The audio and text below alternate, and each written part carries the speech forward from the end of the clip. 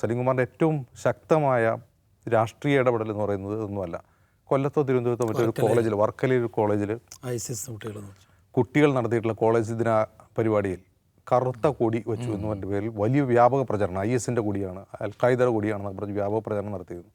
അപ്പോൾ അത് കറുപ്പ് എന്നുള്ളത് ആ കോളേജിൻ്റെ ഒരു തീമായിരുന്നു.